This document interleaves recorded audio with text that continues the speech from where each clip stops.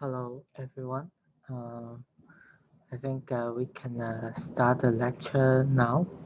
So before we talk about the topic transformer today, I got a question. What content of the midterm exam will be covered? So, so the material will be up to the lecture in the next Tuesday. So it includes today's lecture and also the lecture next Tuesday. I think the next Tuesday will be some basic architecture in the generative models. So this will be some questions. And in terms of exercise, so I can share a few examples that so this is actually the first time we have the midterm in this course, so there is no past exam, but I can show you some related examples that may be useful for you to know what type of questions you would encounter. So a major part of the midterm exam will be multiple choice questions. So you will need to choose the correct choice among usually 4 choices. There may be more than one correct answers. So that will be used to test your understanding of the concept, whether you really understand the material. And some question may be some simple calculation task to test whether you can understand the math behind the concept. For example, what's the dimension of this feature map? What's the dimension of this encoding? What is the time complexity of this operation? So some math behind the concept.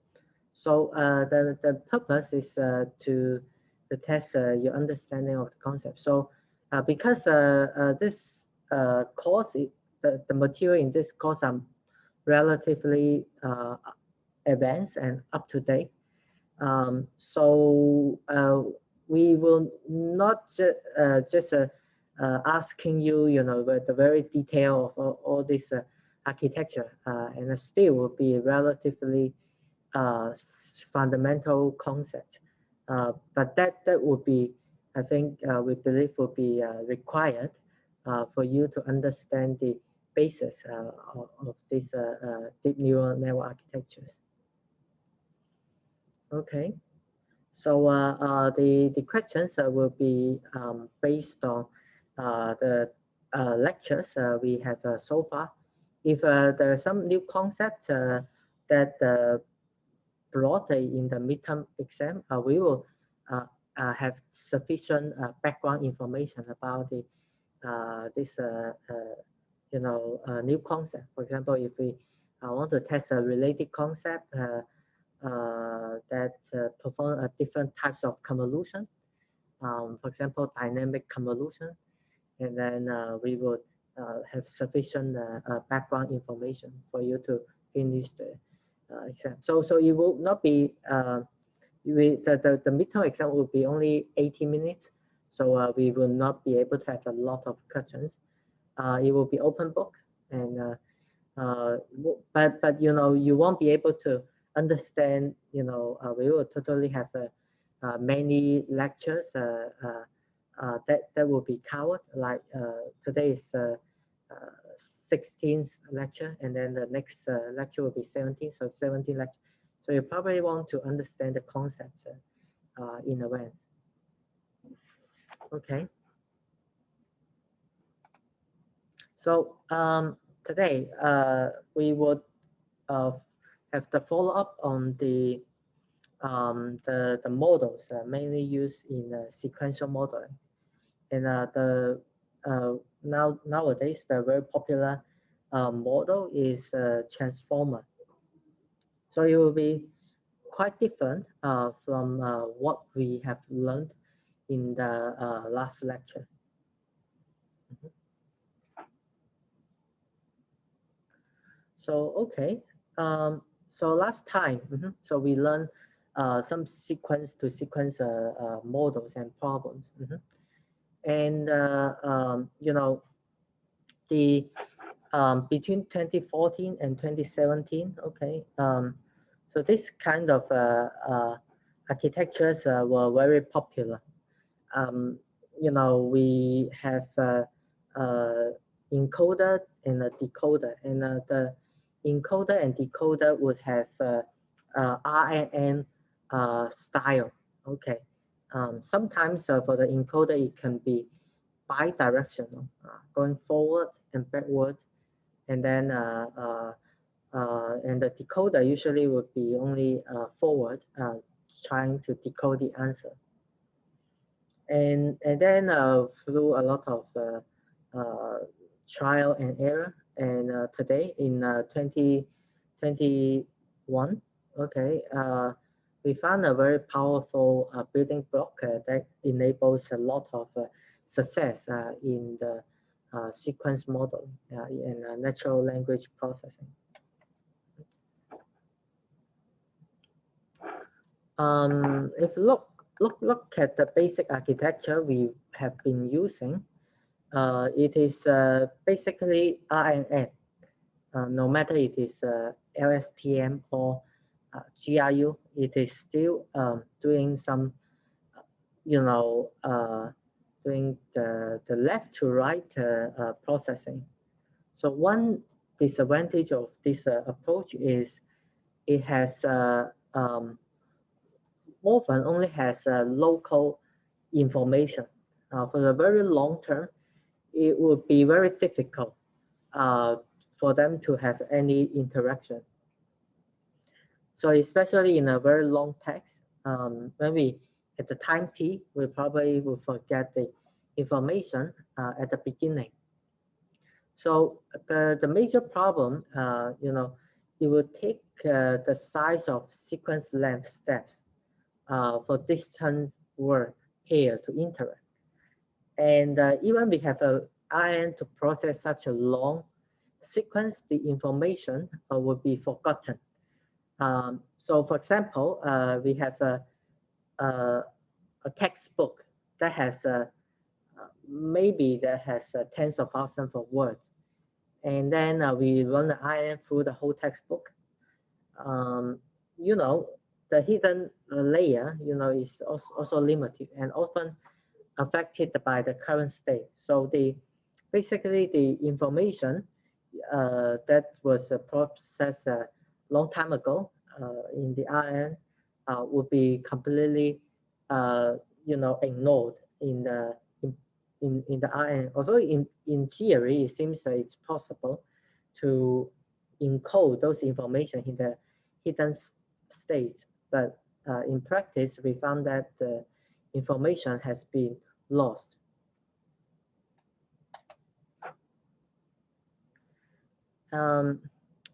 So this is the really big problem. The very for interaction, it requires linear time to do this. And also there is another problem is gradient problem.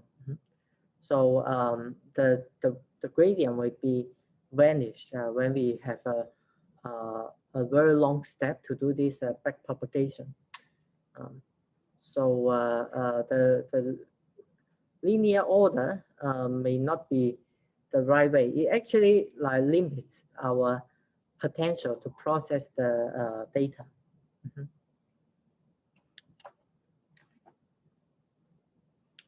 And in terms of the computation, it will be hard to make parallel operations because we have to run this RNN one by one through the whole sequence. So we cannot highly utilize the power of GPU they can do a lot of job in parallel. So so the the main reason is the future hidden state in the INN cannot be computed if we haven't computed the past hidden state. So and then it becomes very difficult for us to train on very large data sets. So here you probably got a sense we need a much better model than RAN style architecture, LSTM, GRU. Okay. So before we talk about the the transformer, there are some other ideas we have explored. One is maybe we can use word window models to aggregate the local information, and then it's also known as a 1D convolution. Maybe we can apply 1D convolution to the sequence model. We treat the language as a 1D sequence, and then the that would be great because a convolution can be can be parallel. And then the problem is still it has a limited range in the operation. So for example, if we have a 1/5 convolution, okay, that has a window size of 5, and each time when we perform this information aggregation, so we can have this. Okay, so so now, for example, now this is a visualization. Now we through this convolution, in the first step, it would aggregate the information here, and because it's a two-layered network, and then for each node, it will also aggregate information here. So actually, it has now it has a receptive field of 5, and here it will have a receptive of 9. So it will grow linearly over time. But for the very long, very long distance context, it would just be ignored. Yeah. So having said that, there are some other methods to help with this. So one solution is to use dilation. Maybe we can use dilated convolution here to increase the receptive field exponentially. So one option is, let me show you. One option is we can use the temporal convolution network for sequence. Okay, it's called the TCN. So maybe you can go to the GitHub.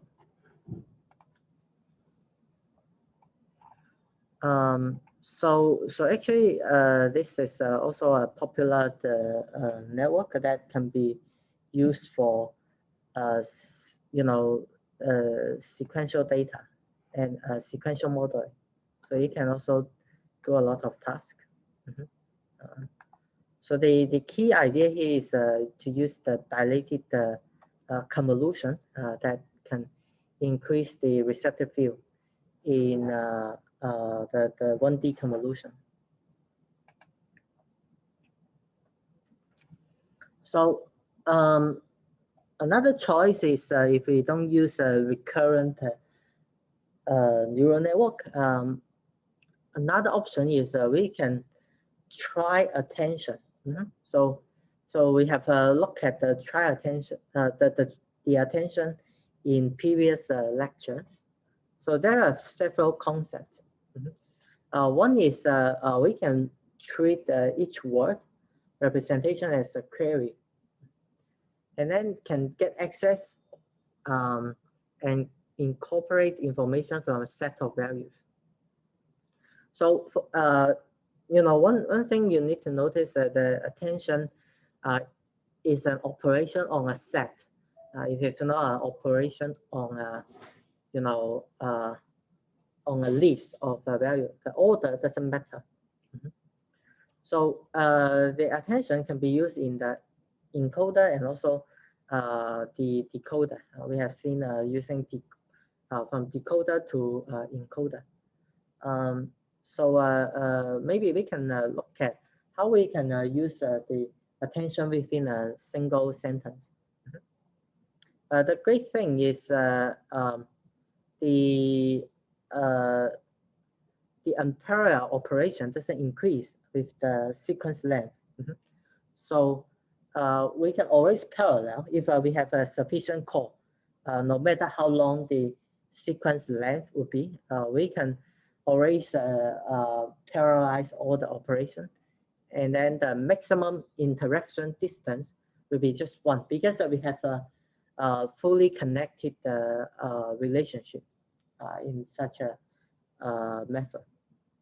So the idea is it's also related to somewhat also similar to the fully connected layer because each now we don't say neuron, but you can also regard it as a neuron. It will be also connected to the information in the previous layer, but it has a different way to do this information aggregation. Here, the ordering of this information doesn't matter. So this is great. So in principle, all words will attend to all words in the previous layer. But actually, most errors will be omitted because the connection is so weak that maybe the attention score is so low so that they may be omitted. So let's see what self-attention is. So last time we haven't looked closely to the complete definition of attention.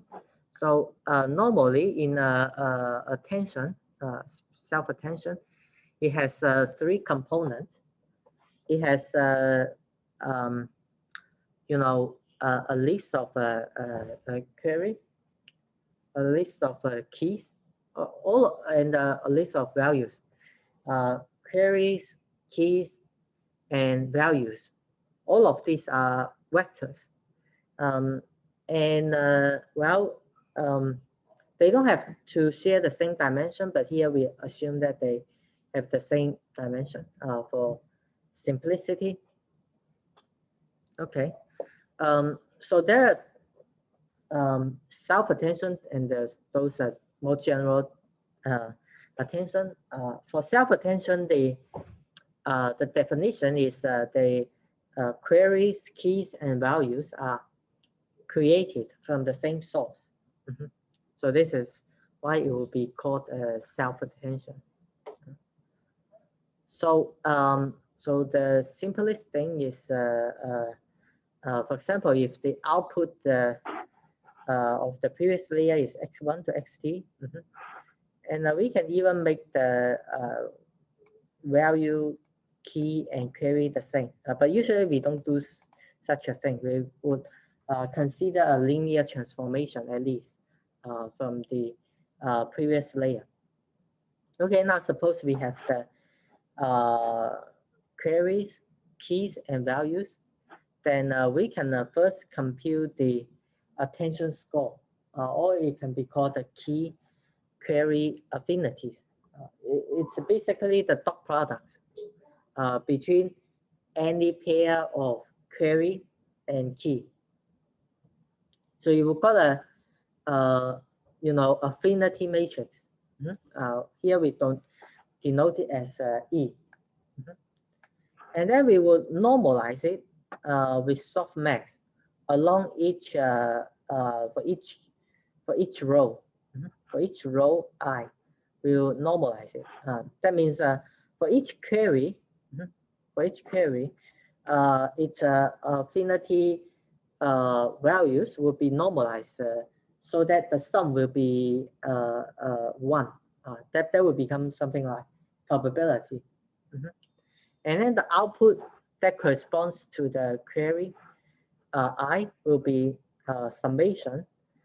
This I think alpha ij and vj. So we take the weighted average of the values. Okay, so this is the definition. So you can see here we will have a matrix. The dimension will be t by t. It may be big in some cases. Yeah. So with such a building block, maybe we can build something like our feed-forward, neural network, no longer like the LSTM, INN. So having a sequence, we can apply, okay, from this sequence, we can derive the key query and values and apply this self-attention and get some updated features.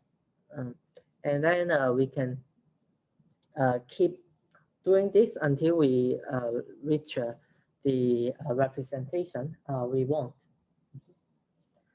So one issue is, can you completely replace the recurrent neural network with such an architecture? Well, it's almost there, but it misses something. So this is one of the property of self-attention. It doesn't know the order of the input, because it will treat the in such a representation formulation, the order of the key and values don't matter. We can perform the permutation and then the result will be the same.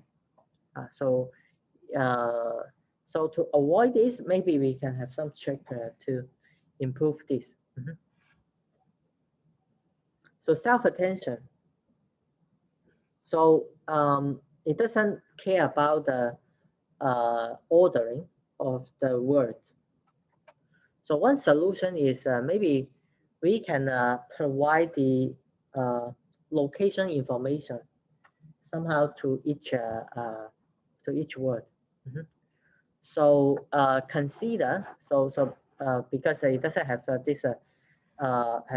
this built-in the order information. Maybe we can encode the order in in the key queries and values.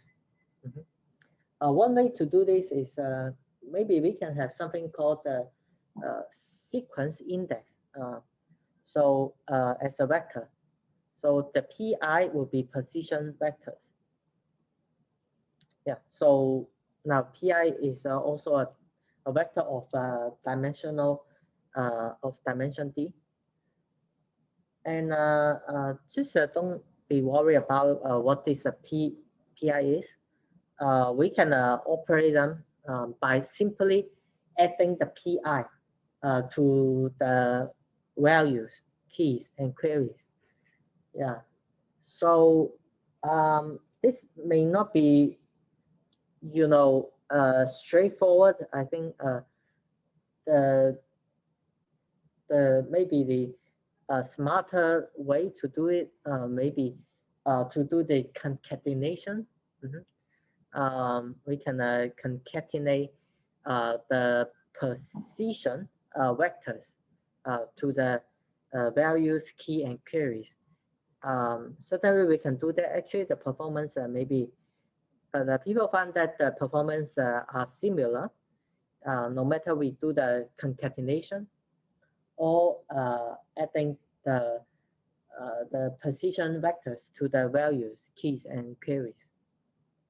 So most people just do the addition. So in terms of the position representation vectors, we can have this sign position representation.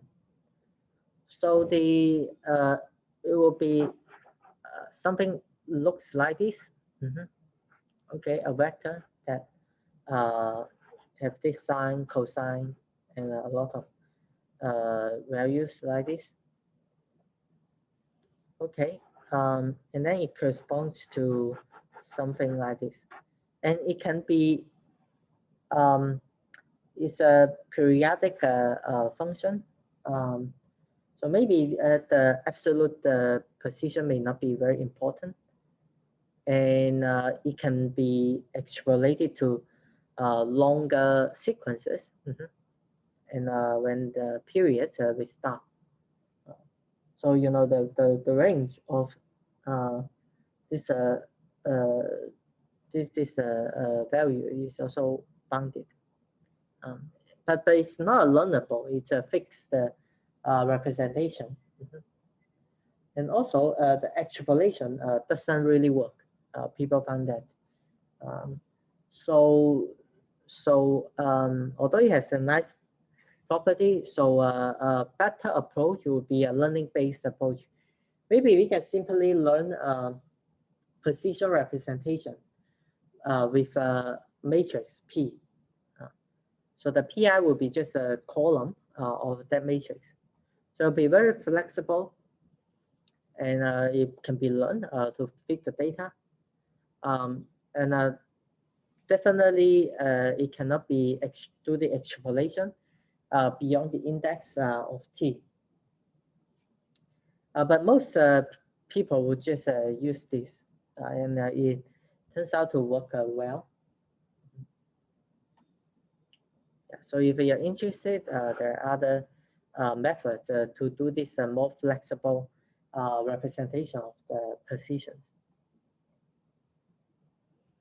Okay, so then the next thing is, you know, in the self-attention, it only performs some linearity operation in the output.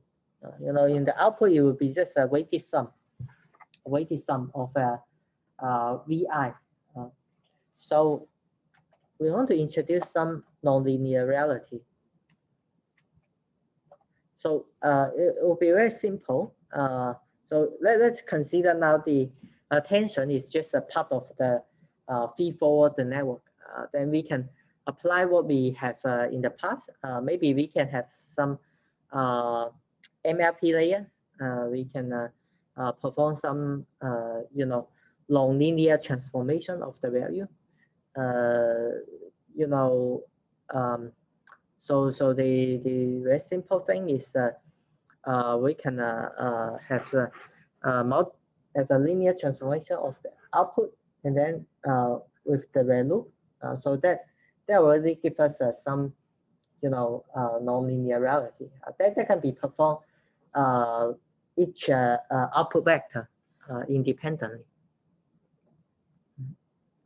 So this is some way that we can process the to make it have some nonlinearity.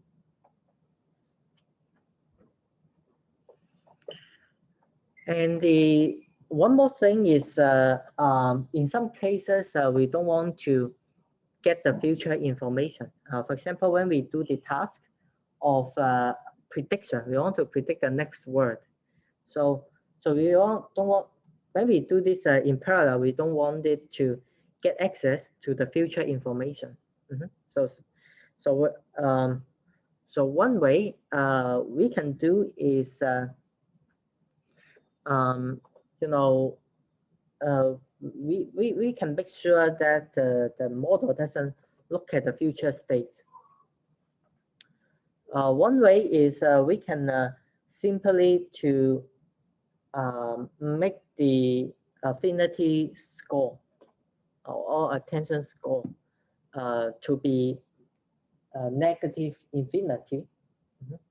So when it is a negative infinity, then after the softmax, the weight will become 0.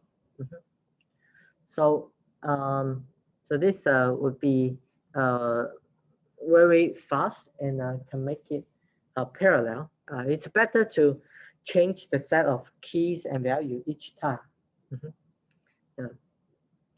So so this is how we can achieve this while having the very efficient parallel computing for the self-attention. And now we have to talk about self-attention. And why we talk about this? Because it's a very key building block for transformer.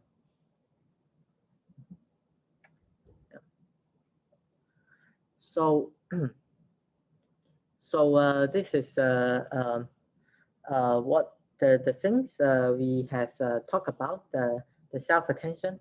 It's a basic building block for transformer, and it has position representation, non-linearity, some non-linearity that makes sure it's not doing linear operation. And then we can somehow, the thing is we can turn the sequential model to do some forward, feed-forward network things. And masking can make it possible to not look into the future, so that we can have the parallel capability. Okay, but this is not the complete transformer model we talk about. It's just a part of it. So now we have look at this transformer encoder decoder. So this is from a paper named Attention is What You Need. And it has this high-level architecture. So let's look at this. It has two parts. One is encoder here. Another part is the decoder on the right. So the input will include word embeddings plus the position representations. And then you will go through multiple transformer encoder blocks in the encoder. And then the transformer decoder is somehow similar to the transformer encoder, except that in the decoder, it can also attend to the encoder state. That means it can also utilize the information here. So this is the major difference. Okay. So okay, what is inside a transformer encoder block? So it will be first a key query value attention. One question is how do we get those key query and values? Second thing is it's not a simple self-attention. It's a multi-headed attention that will be actually somehow similar to what we see in the inception network. It has multiple branch. And then there's other tricks, okay, this, you know, to help the training. Then you can also look at that. Okay, now to get the,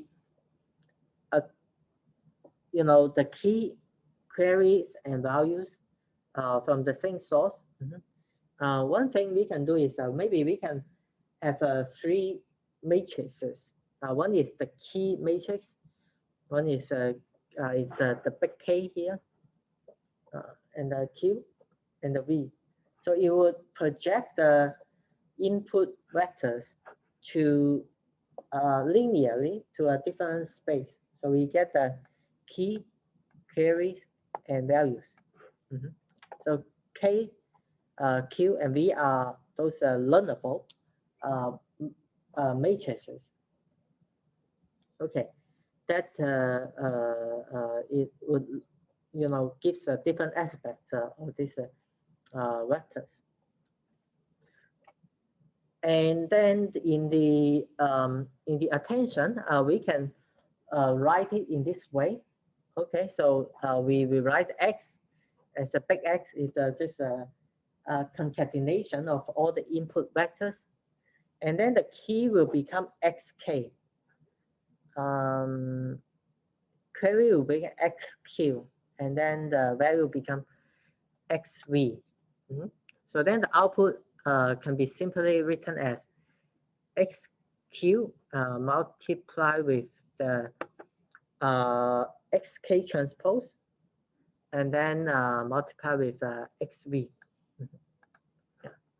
So this is what it does, and you can approximately calculate the complexity. It will be about t squared multiplied with d, the total complexity. Okay, can we have a better way to do it? Maybe we can do something like we don't project the we can create H groups, multi groups of the attention. It's also similar to maybe the group convolution. And for each group, the dimension will be smaller. It will be D over H. For example, if we have 10 groups and H will be 10. Okay, then the output dimension will be smaller. Okay, and then it would have you know, multiple attention heads. And then we will perform the attention separately within each group. Okay, and in the end, we will just concatenate them together, and with some linear transformation. Okay, so the interpretation may be like each head can look at different things and then construct the final values, you know, in the end. And so this is the key idea.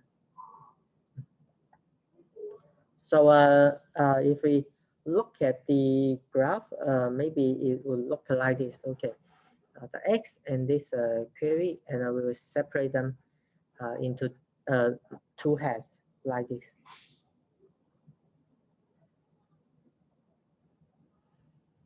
So this is a multi-head, and the residual idea is also a cool idea that can improve the performance with the residual connection.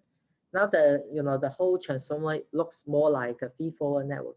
Then we can apply the idea in a residual network, where we will learn the residual, and then we can do this. Okay, the xi will be equal to the previous layer's information plus the residual. The layer is responsible for learning the residual. So that can help the training in the network. Another trick is to do the normalization, and we can utilize the layer normalization. So we have talked about the batch normalization, and layer normalization is another type of normalization method, and it works quite well for sequence model and also applicable to convolutional neural network. And the idea is it would perform this mean and standard deviation within each layer. So the idea is for each layer, we will compute the mean and standard deviation separately. It doesn't have a cross batch information, and and this is how it will work. Um, so it turns out to be quite useful, and it's very simple. Just normalize it uh, with the mean minus mean and divided by the standard deviation plus epsilon. Okay, and then the gamma and the beta can be learned. You know, in the batch normalization, we probably want to rescale the output, but this can be also ignored. Mhm. Yeah. So this is completely fine. Both are, I think, will be okay.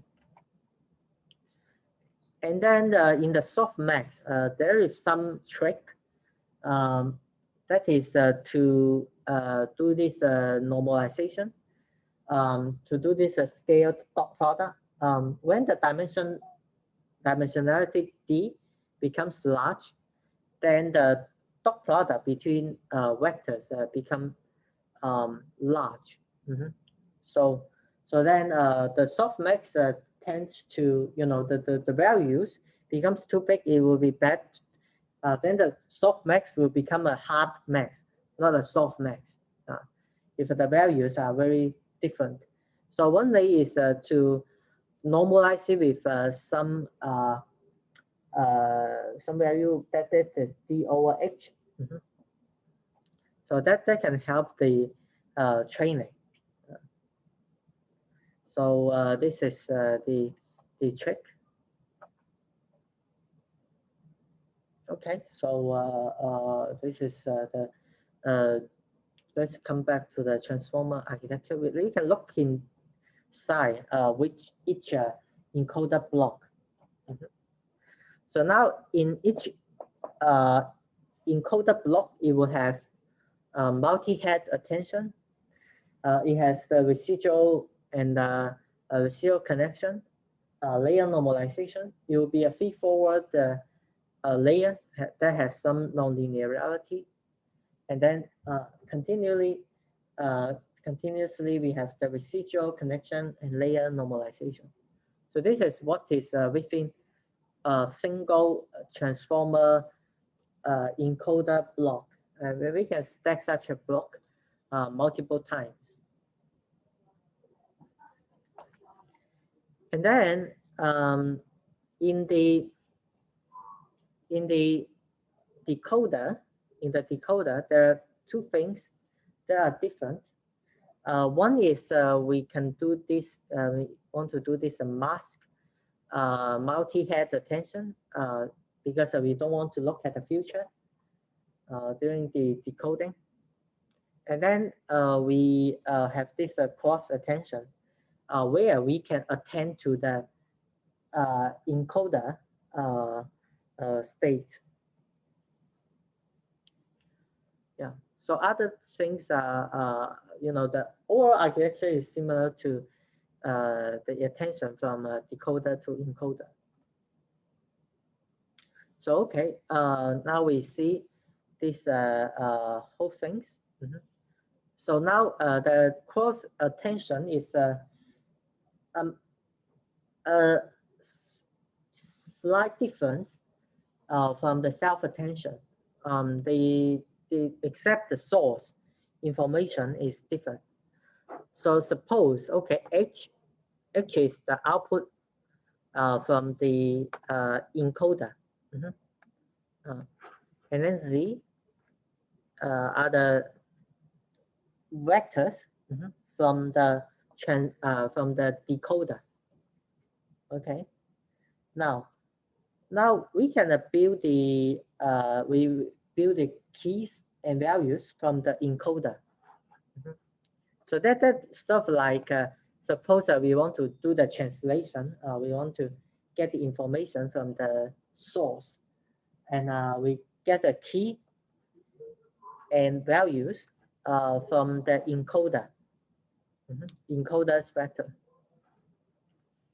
And then the query will be from the, you know, decoder that we have a linear projection of the Z. So this is how we get the key values and the queries. And then we can perform something pretty standard, just do this attention. So in such a way, here is the query, here is the key, and here is the value. And visually, it will look something like this. So with such a architecture, we see great improvement, with transformer. So okay, this is the machine transformation from the the paper, from the transformer paper. Yeah, I think the test would be doing this English and the German translation. Yeah, and then the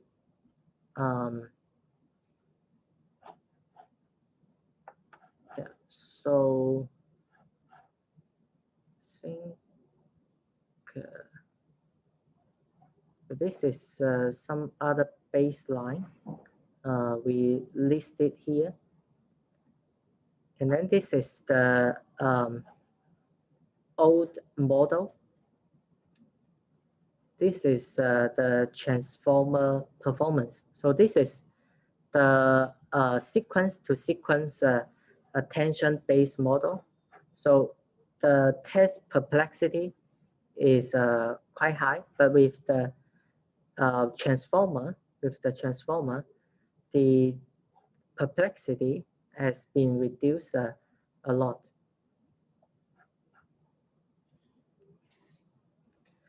And then on the, on a benchmark, on this benchmark, in the score, most of the models would be based on the transformer and also the some pre-training. So pre-training is also a very important concept in the for achieving the state-of-the-art performance in on NLP tasks today.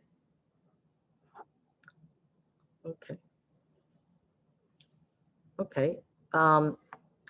So having said that, there's still some issue. There is still some issue with the transformer. One thing is it will be very expensive to perform this self-attention. So so we can see that the speed will be quadratic. It grows quadratically with the sequence length. So because when we do this attention, we won't need to compute the score between any pair of queries and the keys. So that would be quite slow. And the precision representation, can we do something better? Certainly there's some other work that would do this.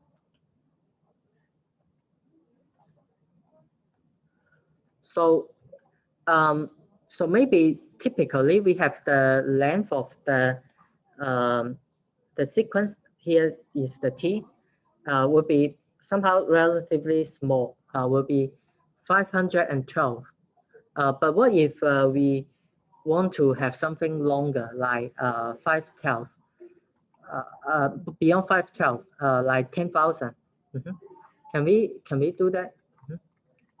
So there are some new ideas that was proposed recently. One is called the lean former. So it can reduce the complexity from quadratic to almost linear. So the idea is maybe we can map the sequence length dimension to a lower dimension space for the value and the key. So to do some reprojection first, so that it can more efficient, irrelevant. So the more detail I think you can look into this paper. And another idea is, in the self-attention, I guess a lot of these connections are not useful. A lot of this attention are not useful. So maybe we can have some techniques to select some useful pairs of connection. So we can have one is a random connection, window connection, global attention, big bird. This big bird is like a combination of all of these. Yeah, they can also achieve some speed up on the performance. Yeah. Okay. So back to this figure, I think there is a part of the tape result is missing, so I would add it back. So because I couldn't find the result of transformer, so I will show it here. I think this PDF doesn't show the rest of part. Okay, so so you can see that on this table, the transformer has significantly performs other baselines. In terms of the this BLEU metric, and then the training time is acceptable but not significantly better. Yeah. So this is what it has in its original paper. And this paper, I guess, is also one of most cited paper. It doesn't show the citation. Maybe if we go to the Google Scholar, we can see that. So it has been cited for almost 20,000 times, but it was only published for 3 or 4 years.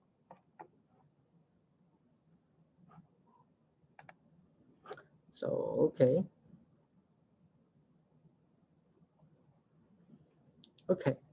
So so now we have look at what the transformer is like, and some speed up for the transformer, and then we can look at some practical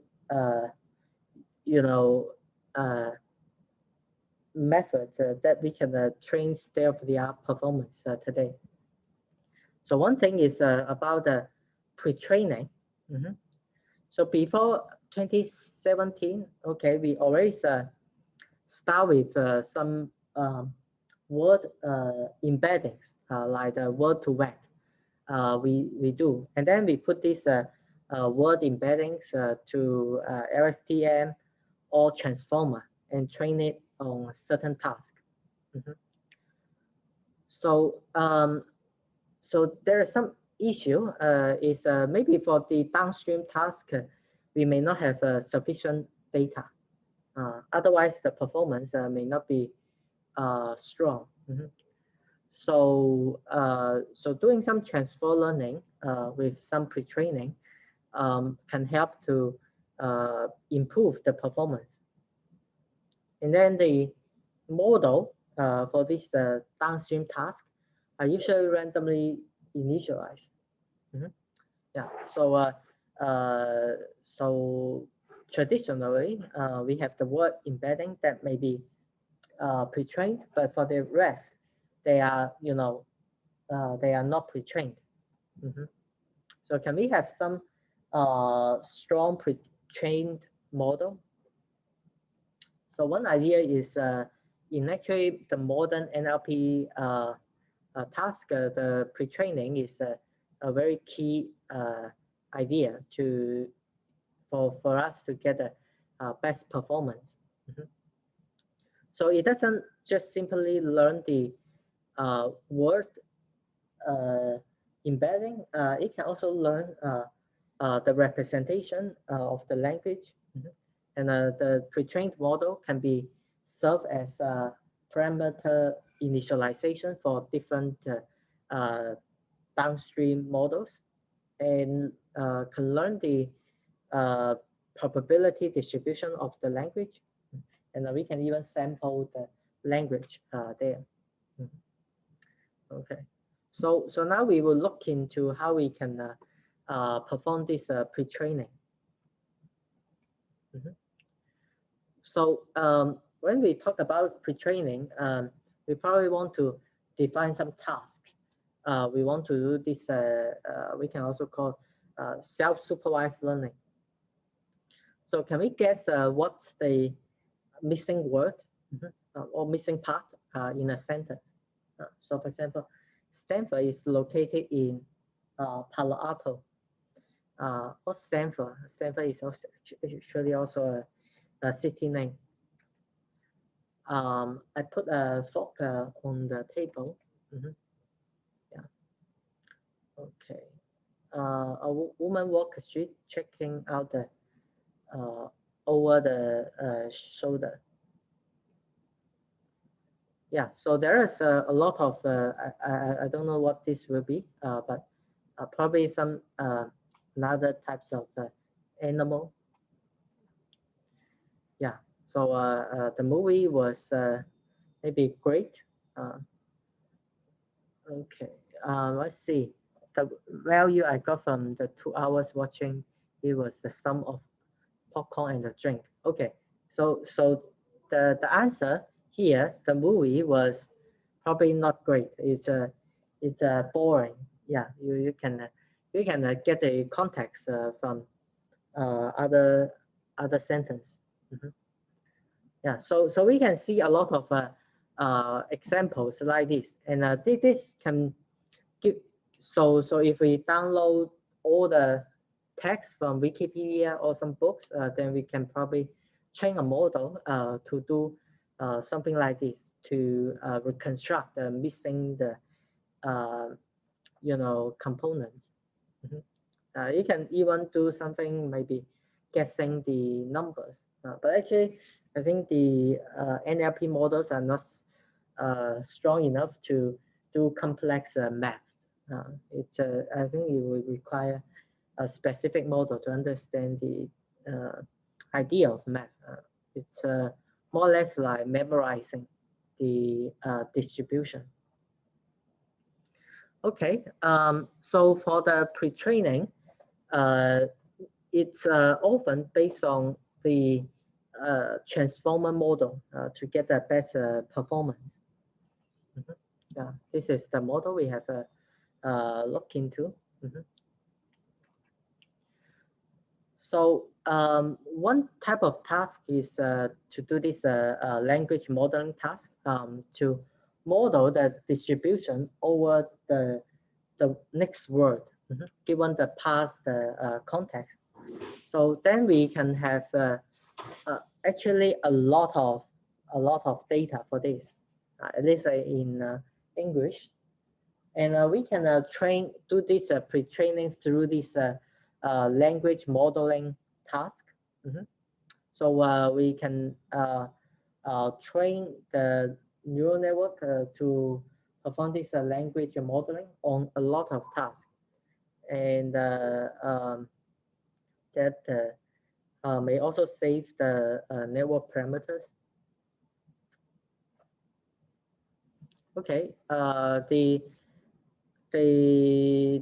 overall strategy would be normally two-step. One is we have a pre-trained model on certain tasks, maybe language modeling, and then for the uh, downstream task, we can fine-tune our model. For example, to do this, similarly for some certain domain, we can do the sentence completion. We can do the sentiment analysis. Yeah. So this is a mathematical formulation. We have some parameters theta, uh, and we want to approximate it first and then we get some pre-trained parameter of this pre-trained task. And then for the certain task, we will define a different fine-tuning task and a fine-tuning loss. And then we will fine-tune this from the pre-trained weight and do this fine-tuning. Mm-hmm. So, so one assumption is the this pre-trained weight should be similar to our optimum parameter in the target task, and normally that would work well. Certainly, that would this is what pre-training and fine-tuning framework. It also depends on how similar the two domain and the two tasks. And normally in this NLP task, it seems to be generally can be generalized to many different tasks. So now let's look into how we can do the pre-training for decoders, encoders, and the encoder and decoder architecture. Mm-hmm. So for the decoder, we probably can learn the language model. Mm-hmm. But for the encoder, we can get bi-directional context. That means we can condition on the future word. Mm-hmm. So how can we do the pre-training?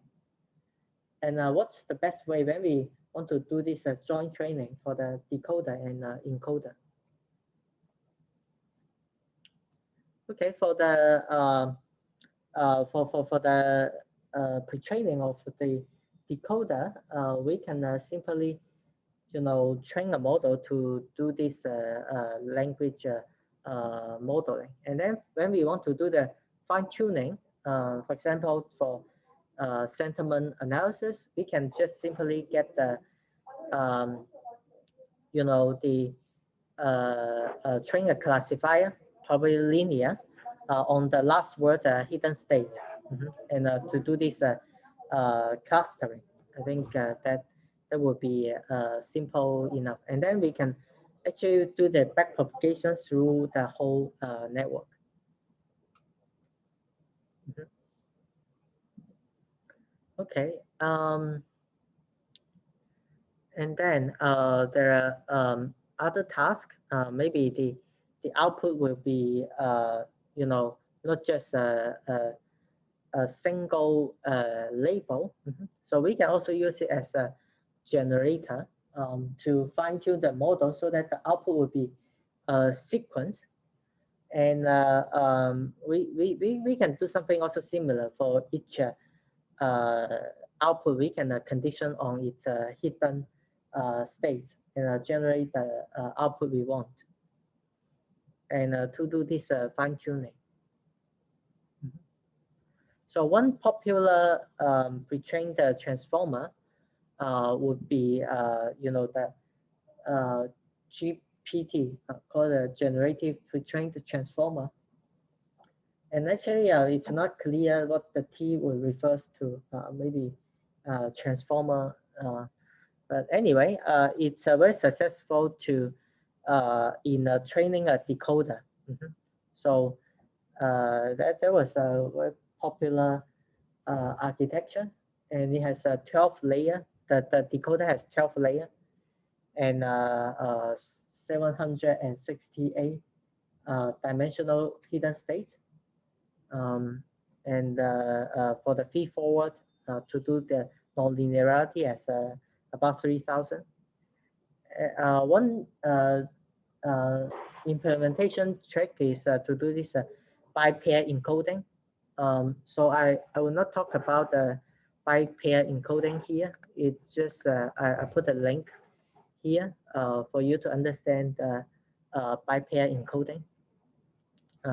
Basically, you can get some subwords from from a lot of text.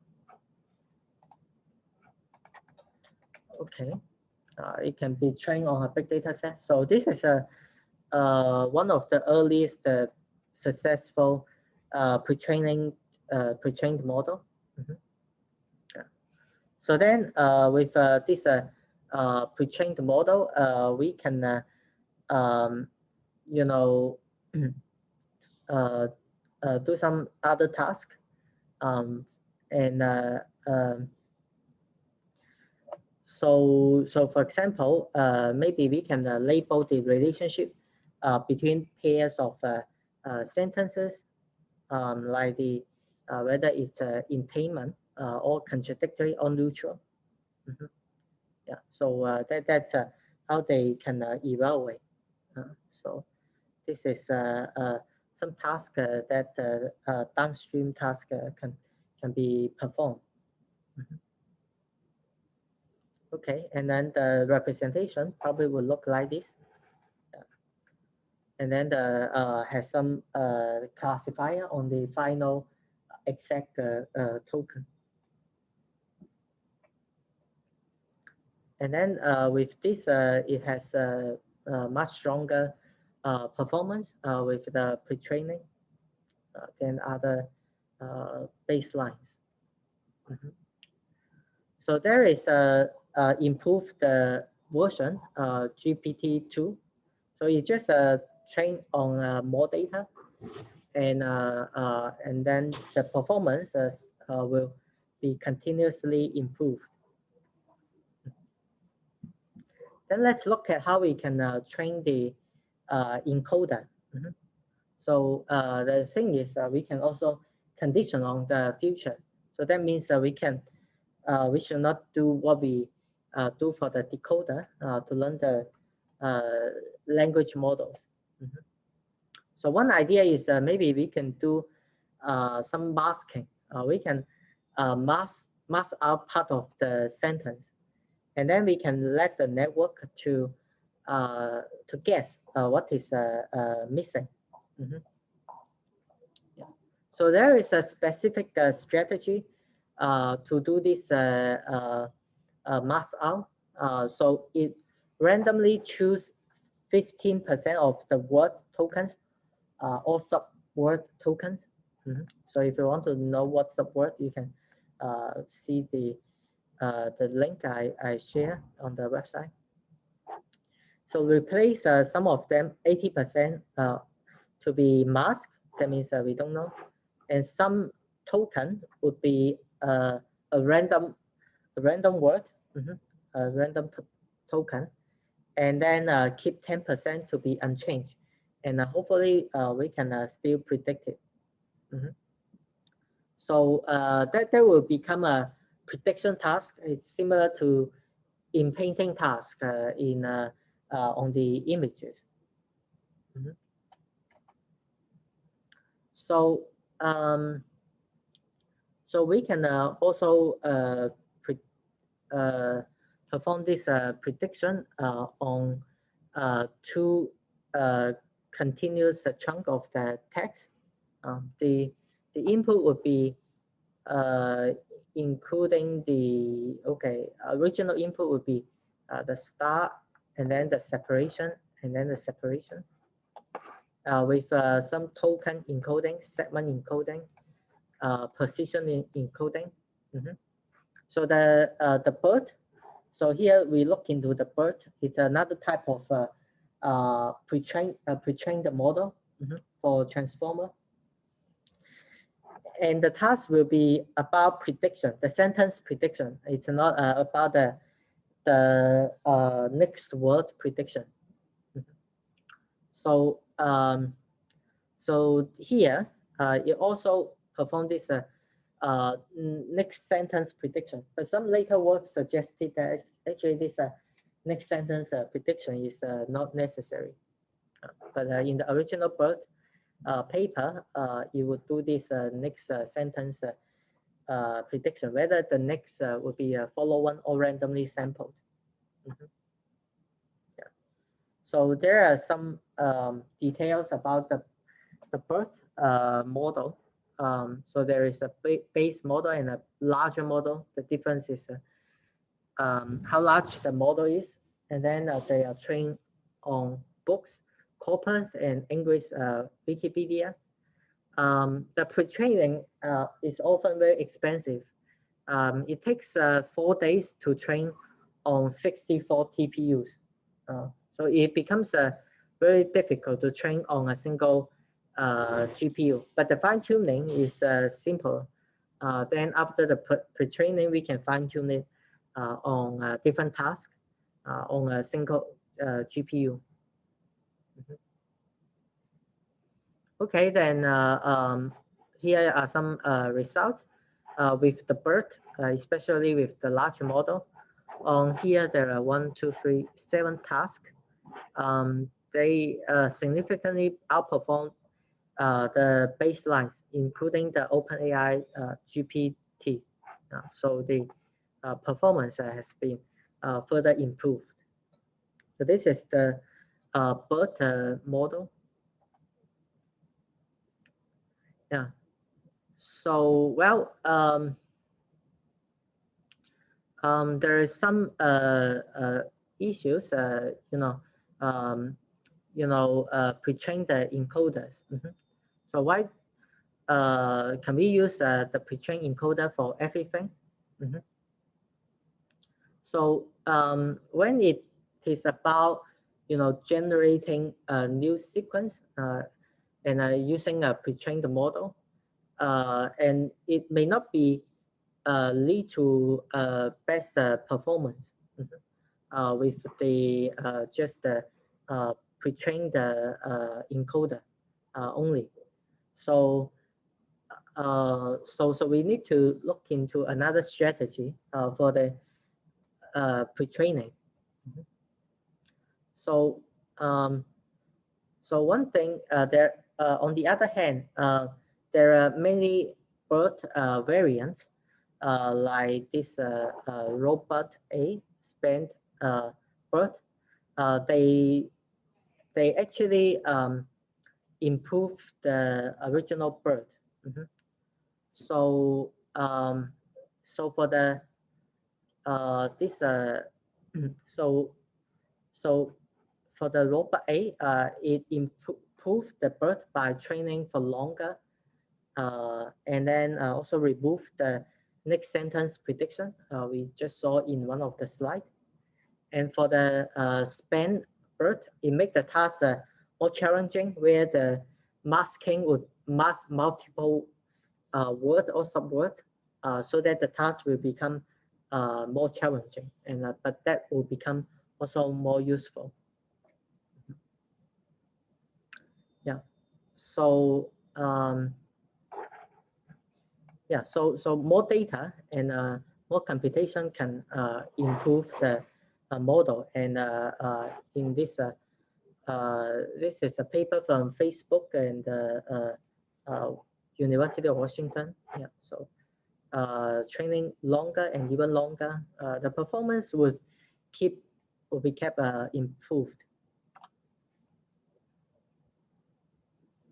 Okay, and finally, we can look at how we can jointly do the pre-training for the encoder and decoders.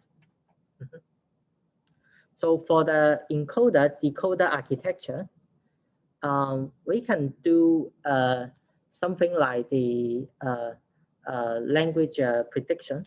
So because for the decoder, it would output the it will be very suitable for the prediction. But there is an issue, we never do the prediction. For the prediction, we always given a prefix of the input sentence, but we never perform the prediction on the prefix. So we only do the prediction from left to right, but we never do something like from right to left. Maybe we can have a smarter way to do the pre-training. So one way to do this encoder decoder pre-training is through the span corruption. In one of its T5 model, it would have replaced different length spans in the input with some identifier or unique placeholder like X and Y. For example, in this sentence, we can replace X and for inviting with X, and for the last with Y. Okay, and then it would be still like a language modeling task in the decoding side. But the good thing is we can do some prediction on any location. So so the output would be something like, okay, X should be for inviting and Y should be the last and then the end. So with this task, it's also called the denoising task. So it performs better than the just simply the language modeling task, where we always just give one, okay, thank you for inviting, and then predict me, and then or give one thank you for inviting me to your party, and then we want to guess last. This is a language modeling task, and it shows also better performance. So this is another strategy to do the joint encoder decoder pre-training. Okay. So so in this model, it actually has some result. So so with such a pre-training model, it can be used to do a lot of downstreaming tasks, including question answering, knowledge retrieval, and for this task, it has state-of-the-art performance, and with more parameters, the performance are also further improved. Okay, so we have a look at transformer and a few strategy to do the pre-training. So if you want to use a transformer in NLP, probably you want to start with some pre-trained model. And nowadays, we also see some researchers are using, transformer also for computer vision tasks. Due to limited amount of time, I will not cover it today. So any question from the students?